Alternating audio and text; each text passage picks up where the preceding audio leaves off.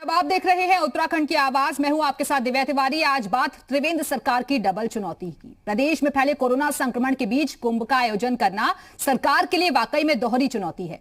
हरिद्वार में 11 साल बाद कुंभ होने जा रहा है और हरिद्वार प्रशासन अपने स्तर पर तैयारियों में जुटा हुआ है।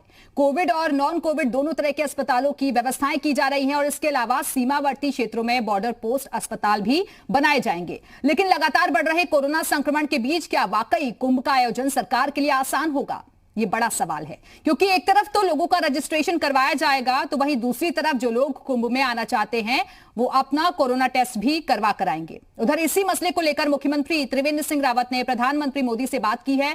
सीएम ने बताया कि उन्होंने प्रधानमंत्री से अनुरोध किया है कि कुंभ को भी प्राथमिकता में रखा जाए।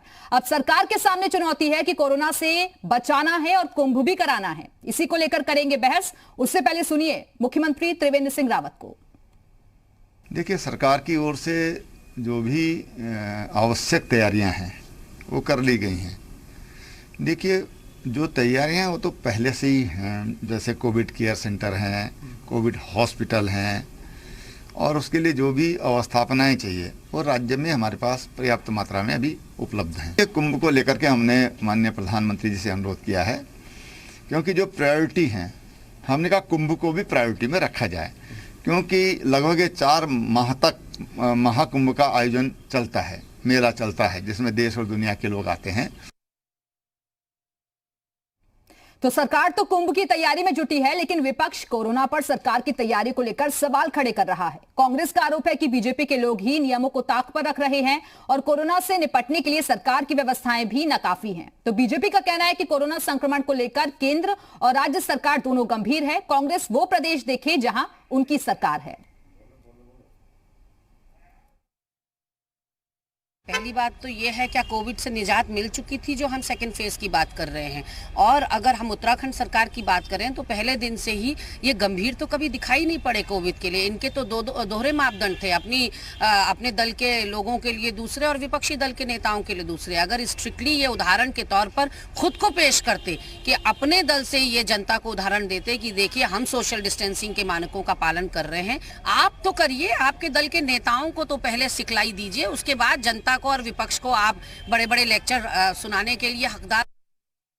कोविड की स्थितियां अंतर्राष्ट्रीय स्तर पर भारत में काफ़ी बेहतर हैं, नियंत्रण में हैं, लेकिन चूंकि इस समय वेव चल रही है तो कुछ राज्यों में स्थितियां बिगड़ी हैं। कुल मिलाकर अगर हम देखें तो रिकवरी रेट बढ़ चुका है और साथ ही जो मोर्टेलिटी का रेट है वो भी अपने आप में दुनिया की अपेक्षा बहुत अच्छा है।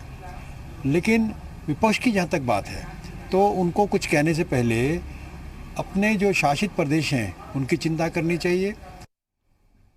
और चलिए इसी मुद्दे पर चर्चा करने के लिए 2 खास मेहमान भी इस वक्त हमारे साथ जुड़ गए हैं। उनका तारुफ आपसे करवा देते हैं। इस वक्त हमारे साथ बीजेपी प्रवक्ता नवीन ठाकुर जी जुड़े हुए हैं। इसके साथ ही आरपी रतूड़ी जी, कांग्रेस नेता भी हमारे साथ जुड़ गए हैं। बहुत बहुत स्वागत है आप दोनों का। लेकिन मेरा पहला सवाल नवीन ठाकुर जी आपके पास ही मैं आना चाहूंगी। नवीन जी, जिस तरीके से कोरोना से लड़ना है और कुंभ भी कराना है, डबल चुनौती है सरकार के सामने, कैसे पार पाइएगा? देखिए, हमारी सरकार सब चुनौतियों से लगातार पार पा रही है। कोरोना काल में आपने देखा उत्तराखंड में बहुत अच्छे तरीके से कोरोना पर जो है काबू पाया गया। जब दिल्ली में हाहाकार अभी भी मचा हुआ है और कई राज्य, जितने भी कांग्रेस के शासित राज्य थे, वहां क्या हाल है कोरोना से आप देख रहे हैं। चाहे महाराष्ट्र हो, चाहे दिल्ली हो, चाहे और पंजाब हो। नहीं, कोरोना भी पार्टी को देखकर आता है क्या? नहीं, ये पार्टी देख के नहीं आता। लेकिन मैं ये नहीं, आपकी बातों से तो ऐसे लग रहा है कि पार्टी को देखकर आता है। नहीं, आप सवाल ही आप समझिए, मैं ये कहना चाह रहा हूँ कि कांग्रेस शासित राज्यों में सरकारों ने अच्छे से काम नहीं किया। अच्छा, भाजपा शासित जो है कोरोना के खिलाफ हमारी सरकारों ने बहुत गंभीरता के साथ काम किया है, बहुत अच्छे से काम किया है। मैं ये कह रहा हूँ, मैं ये पार्टी देखी कोरोना आता है, मैंने कब कहा पार्टी देखी कोरोना आता है? नहीं, आप तो बोल रहे हैं ना, आप तो वही बोल रहे हैं ना कि पहले उनके राज्यों का हाल देख लीजिए। आप अपने राज्य में तो देखिए सर, ऐसा कोई भी जिला नहीं है जहां पर एक भी केस ना आया हो, सारे जिलों में आ चुका है। ये तो भारत के सभी जिलों में आ चुके हैं, खाली उत्तराखंड में नहीं आया, पूरे विश्व में आया है। विश्व में आया है, लेकिन किस राज्य ने कितनी गंभीरता से इसके खिलाफ काम किया है ये देखने वाली बात है। कोई विश्व का ऐसा कोई देश नहीं बचा जहाँ कोरोना का कहना हुआ हो, लेकिन भारत, उसमें उत्तराखंड, हमारी सरकारों ने कोरोना के लिए बहुत अच्छे से काम किया। कांग्रेस के शासन जब कोरोना शुरू हुआ था, पूरे उत्तराखंड में केवल 3 अस्पताल ऐसे थे जहाँ पे आईसीयू की व्यवस्था थी, आईसीयू के बेड थे। आज जो है 13 के 13 जिलों में आईसीयू की व्यवस्था की गई है, कितने वेंटिलेटर हमने जो उपलब्ध कराए, मास्क की हमने जो व्यवस्था की, अच्छा। ऑक्सीजन की कहीं कमी की अस्पतालों में, और बॉर्डर चेक पोस्ट पर हमने अब वहां पर जो है चलते फिरते अस्पताल खड़े कर दिए, बाहर से आने वाले लोगों का बॉर्डर पर टेस्ट हो रहा है। ये सारी व्यवस्थाएं यानी कि आप कह रहे हैं कि आपकी तरफ से व्यवस्थाएं पूरी हैं। चलिए आरपी रतूड़ी जी, वो तो कह रहे हैं कि हमारे राज्य का तो हाल अच्छा है जहां पर बीजेपी शासित राज्यों की सरकार है, लेकिन अपने राज्यों का हाल देखिए जरा आप। देखिए दिव्या जी, ये दुर्भाग्य है कि ये संघीय ढांचे को इस तरह से बांटने की बात करते हैं। अरे ताली आप बजवाएंगे देश से तो ताली बजाएगा, दिवे आप जलवाएंगे तो देश दिवे जलाएगा, प्रोटोकॉल का पालन का आप कराएंगे, लॉकडाउन आप लगाएंगे। जब केंद्र सरकार के सभी नियमों का, प्रोटोकॉलों का सभी प्रदेश अनुपालन कर रहा है, तो ये प्रदेशों में बांटने का काम क्यों कर रहे हैं? बड़ा दुर्भाग्य है ये तो। सवाल अपनी जिम्मेदारी से, अपनी नाकामी से अपना पल्ला झाड़ना, ये कोई शोभा दे रहा? अरे आप बताएं, माननीय प्रधानमंत्री जी ने सीधा कहा था 23 मार्च को कि मुझे केवल 21 दिन आप दे दीजिए, 21 दिन में मैं कोरोना बिल्कुल भगा दूंगा, समाप्त कर दूंगा। सवाल ये नहीं है, सवाल आप विपक्षी दलों के तरफ मोड़ने के बजाय अपनी जिम्मेदारी, क्योंकि आज के मैनेजमेंट में रतूड़ी जी, अगर आपने प्रधानमंत्री का आज का भाषण अगर अच्छी तरीके से सुना होगा तो उन्होंने एक बात का जिक्र और किया था। उन्होंने कहा था कि ये लड़ाई ऐसी है जिसमें सबको मिलकर, साथ मिलकर लड़ना होगा। तो इसे तो इत्तेफाक रखेंगे ना, या इस पर भी राजनीति होगी? नहीं, इस पे कौन कह रहा? हमने तो कहा कि माननीय तो आपको तो साथ देना चाहिए इस वक्त में, जब पेंडेमिक टाइम है, आपको तो साथ देना चाहिए ना। सवाल उठाने के बजाय बताइए उनको कि क्या तरीके और होने चाहिए, क्या बेहतर कर सकते हैं। अब आप सुनेंगे, सवाल हम कह रहे हैं कि आप प्रधानमंत्री जी ने जो जो प्रोटोकॉल पूरे प्रदेशों को, देश को दिया, उसका पालन किस किसने नहीं किया, जरा बताना। जब उन्होंने लॉकडाउन किया तो कौन नहीं माना? किस प्रदेश ने नहीं माना? अनलॉक किया तो उन्हीं के अनुपालन तो कर रहे हैं, प्रोटोकॉल तो केंद्र सरकार का अनुपालन कर रहे हैं। कौन सा प्रदेश ऐसा है? हम विपक्षी दल है, निश्चित तौर पर हमारी जिम्मेदारी है कि हम सवाल करें, हमको सवाल पूछने चाहिए। सवाल देने की जिम्मेदारी सत्ता दल की है। अगर ये सत्ता दल इस बात पर भी नाराज हो कि ये विपक्षी दल, नवीन जी जवाब दीजिए, सवाल पूछना उनका हक है, विपक्ष में है वो, ये अधिकार है हमारा। जी इतने वरिष्ठ जो है कांग्रेस के प्रवक्ता हैं और सीधा सीधा इतना झूठा आरोप प्रधानमंत्री जी पर लगा रहे हैं कि उन्होंने कहा था 21 दिन में कोरोना समाप्त कर दूंगा। इस तरह का एक भी बयान रतूड़ी जी में दिखा दें। आदरणीय प्रधानमंत्री जी ने बिल्कुल कभी नहीं कहा कि 21 दिन में कोरोना समाप्त कर दूंगा। उन्होंने कहा था 21 दिन का लॉकडाउन पहले लगाया गया था, जो बहुत जरूरी था। क्या बिना सोचे समझे 1 महीने का लॉकडाउन लगा देते? क्या पहले 6 महीने के लिए देश बंद कर देते? हमने प्रयास किया कि जितनी जल्दी कोरोना पर हम कंट्रोल कर सकें, इसके लिए हमने पहले। सर सुनिए ना, पुरानी बातों में मत जाइए कि क्या हुआ था, क्या कहा था, क्या नहीं किया था। मुझे ये बताइए ना, 2021 में 11 साल के बाद ये कुंभ का आयोजन होगा और ये भी क्लियर कर दिया गया है कि तय ईयर में ही होगा, यानी कि 2021 में ही होगा। तो बताइए ना कैसे निपटेंगे इन सब चीजों से? देखिए, हम जिस प्रकार पूर्व में निपटते आ रहे हैं आगे भी निपटेंगे। आज प्रधानमंत्री जी ने पहले चरण में 8 राज्यों के मुख्यमंत्रियों से बात की। फिर सर कुंभ कोई छोटा मोटा आयोजन नहीं होता है, कुंभ कोई छोटा मोटा आयोजन नहीं होता है, उसमें बहुत बड़ी जिम्मेदारी होती है सर। इतनी बाहर से लोग आएंगे तो उनके लिए व्यवस्थाएं करना, टेस्टिंग की क्या व्यवस्था है वहां पर, मेडिकल टीम की क्या फैसिलिटी है, बहुत कुछ हो जाता है सर।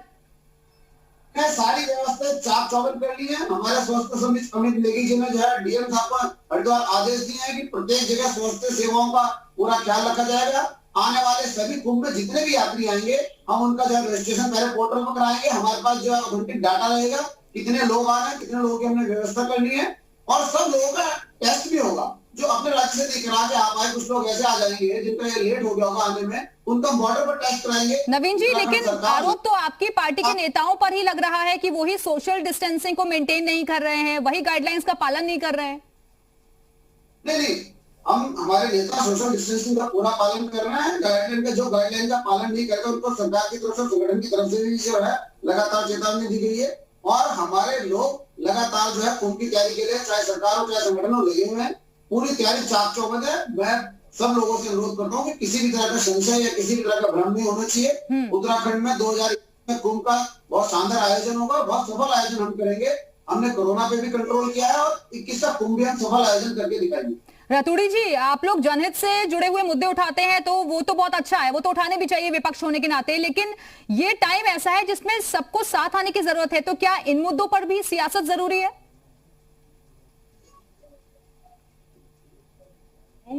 कि कौन साथ नहीं है? माननीय प्रधानमंत्री जी के नियमों को जो उन्होंने लागू किए हैं इस देश में, किस प्रदेश ने नहीं माना, जरा बताएंगे? प्रोटोकॉल जो उन्होंने लागू किया है किस प्रदेश ने नहीं माना, कहीं बताएंगे? अगर हम इनकी कमियों को उजागर करेंगे तो ये कह देंगे देशद्रोही है, ये कोई बात है क्या? अरे सवाल कुंभ पर आपने प्रश्न किया था, मैं आपको आमंत्रित करता हूं हरिद्वार में आप आए, जरा कितने इन्होंने पार्क बना दिए अभी तक। और सवाल मैं जो ये कह रहा हूं कि जितनी हमारी बॉर्डर एरिया है, जो बहुत पहले हो जाना चाहिए था कि जो भी आए उसका रैंडम टेस्ट हो, चाहे आरटीपीसीआर हो, ये टेस्ट हो करके तब यहाँ आना चाहिए था, तो उत्तराखंड को बचाया जा सकता था। तो ये तुगलक पहले शुरू करा फिर भी बंद कर दिया। आज भी इनको करना ये चाहिए कि जो भी कुंभ में आए वो अपना आरटीपीसीआर टेस्ट करा करके उसको ही प्रवेश मिले, तो हम इससे बच सकते हैं, अन्यथा बचेंगे कैसे? आप खोल देंगे तो उत्तराखंड को आप क्या कोरोना में झोंकने का काम करेंगे? आपको अपनी तैयारी करनी है तो आपको बॉर्डर पर केवल उनको प्रवेश देना होगा जो टेस्ट करा करके जो नेगेटिव होंगे उनको आप प्रवेश दीजिए, उत्तराखंड भी बचेगा और कुंभ भी बेहतर हो जाएगा। जी सुन रहे हैं आप, सजेशंस दे रहे हैं आपको रतूड़ी जी। मुख्यमंत्री जी ने कहा है, मुख्यमंत्री जी ने स्वयं कहा है, गाइडलाइन जारी हुई है, रजिस्ट्रेशन कराना पड़ेगा और जो टेस्ट कराकर आएगा कोविड का, जो 72 घंटे पहले जिसकी नेगेटिव रिपोर्ट होगी उन्हीं को प्रवेश दिया जाएगा। रतूड़ी जी इस विषय को बार बार जो है बहस को दूसरी तरफ ले जाने की कोशिश कर रहे हैं। और रतूड़ी जी राहुल गांधी जी की बात कर रहे थे, या कांग्रेस के लोग बताएं कोरोना काल में कांग्रेस के लोगों ने सरकार की जनता की क्या मदद की? कोरोना काल में हम लोग सड़कों पे थे, हमने जो है मोदी किचन चलाए, हमने मोदी किट जो जनता को दी, हमने मास्कों का वितरण। सर सुनिए ना, केंद्र में और राज्य में आपकी सरकार है ना, तो सर सरकार से तो सवाल पूछेंगे ना, जवाबदेही आपकी ही है। वो तो विपक्ष में वो तो चीजें बताएंगे कहां पर काम हो रहा है, कहां पर नहीं हो रहा है। हम हर सवाल का जवाब दे रहे हैं। तो मैं वही कह रही हूँ ना, आप कह रहे हैं कि राहुल गांधी जी से पूछ लीजिए या और कांग्रेस के लीडर से पूछ लीजिए, मैं तो उसी सवाल का जवाब पूछ रही हूँ ना आपसे। आप अपनी जिम्मेदारियों से भाग नहीं सकते सर। मैं राहुल गांधी से पूछने के लिए नहीं बोल रहा हूँ, मैं बोल रहा हूँ राहुल गांधी कितना लोगों की मदद के लिए आए, कांग्रेस के लोग कितना लोगों की मदद की कोरोना काल में, या सरकार के साथ क्या सकारात्मक सहयोग किया, क्या सकारात्मक सुझाव। केवल सरकार की टांग खींचना, केवल राजनीति करना, कांग्रेस ने पूरे कोरोना काल के दौरान यही किया है। और राहुल गांधी जी ने एक भी बार सरकार के लिए कोई अच्छा सुझाव नहीं दिया। हर बार जो है राहुल गांधी जी का एक ट्वीट आ जाता है बैठ के घर में बैठ के। रतूड़ी जी वो तो कह रहे हैं सजेशंस ही अच्छे नहीं आ रहे, तो हम और बेहतर कैसे काम करें? जितना हमसे हो पा रहे हैं हम अपने लेवल पर कर रहे हैं काम। देखिए दिव्या जी अभी देखिए सवाल ये है कि जब कोरोना काल का लॉकडाउन शुरू हुआ और प्रवासी भाई लोग आने शुरू हुए, निश्चित तौर पर हमको उस समय, हम मई के महीने में आप अगर देखेंगे तो हम केवल 5000 संक्रमित लोग थे उत्तराखंड में कुल, और 10 जनपद हमारे ग्रीन जोन थे। ये 5 मई के बाद आपने जब प्रवासी भाइयों को हम ला रहे थे तो आपने क्या तैयारी की थी? आज हम 70,000 पहुंच गए। ये कैसे पहुंचे जरा, ये 3 महीने में कैसे पहुंचे? इसकी जिम्मेदारी कौन लेगा? इसकी जिम्मेदारी भी कांग्रेस ले होगी या इसकी जिम्मेदारी जो सत्ता दल होता है, व्यवस्थापक होता है, वो जिम्मेदारी लेगा? क्यों नहीं जिम्मेदारी ले रहे? नवीन जी बताइए, एकाएक केसेस ऐसे कैसे बढ़ गए? शुरुआत में जो संख्या बहुत सीमित थी वो एकदम से आंकड़ा कैसे बढ़ता चला गया? भारत में नहीं पूरे विश्व में बड़ा आंकड़ा। बात इस बात की नहीं कितने बड़े बात नहीं, तो मैं तो विश्व की बात नहीं कर रही ना, मैं तो सिर्फ आपके प्रदेश की बात कर रही हूँ, उत्तराखंड की बात कर रही हूँ। अरे भाजपा की सरकार तो एक समय है उत्तराखंड में आए, क्या हमने अपने 5-6 लाख जो प्रवासी भाई बहन है उनकी व्यवस्था नहीं करनी? क्या उनको उत्तराखंड में नहीं रखना? क्या उत्तराखंड की नागरिक क्यों नहीं किया? उनके रैपिड टेस्ट हुए और जिनके टेस्ट हुए वो संक्रमित पाए गए तो उनका जो अस्पतालों में इलाज हुआ। हमने कोविड सेंटर कितने बनाए हुए थे? अगर उनके टेस्ट हुए तभी तो वो निकले, अगर टेस्ट ना होते तो कहां से निकलते? कांग्रेस की सरकार, राज्य सरकार में टेस्ट भी नहीं है।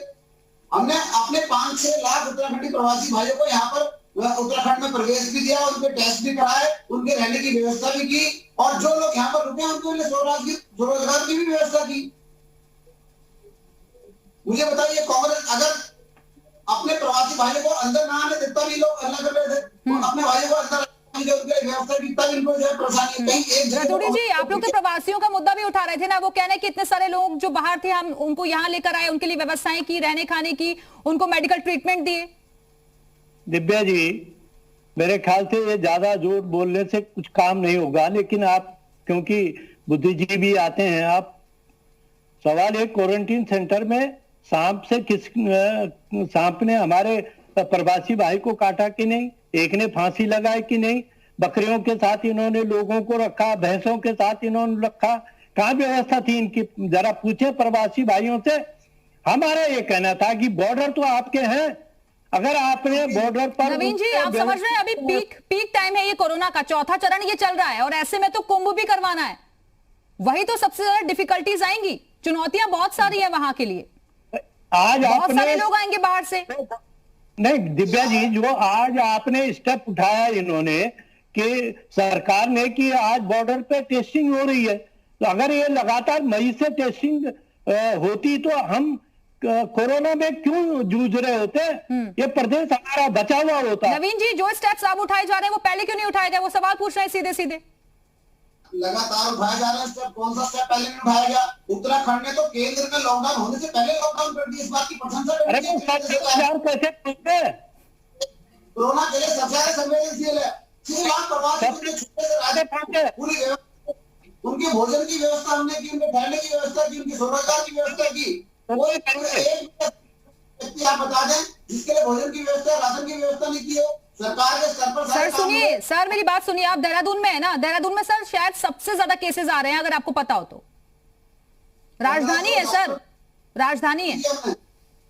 दिव्या जी, अगर आप देखेंगे इन्होंने आज भी जो ये कहते हैं बड़ा बड़ा कि हमारा अटल आयुष्मान कार्ड है, इन कैलाश हॉस्पिटल और जहां ये मैक्स हॉस्पिटल है, सिनर्जी है, कोई भी कोरोना का मरीज जा रहा उसका वो अटल आयुष्मान कार्ड को मान्य नहीं मान रहे हैं। आप देखिए जरा, इन्हीं भारतीय जनता पार्टी का एक पार्षद, पुराना पार्षद जो बड़ा नेता था सरदार जीवन सिंह जी, उस पर 12 लाख का मैक्स ने बिल भेज दिया कोरोना का, और डेड बॉडी नहीं दी। जब जाकर के भारतीय जनता पार्टी या सामाजिक संस्थाओं ने जाके अस्पताल को घेरा, तब उसकी तो डेड बॉडी मिली। ये तो इनके हाल है।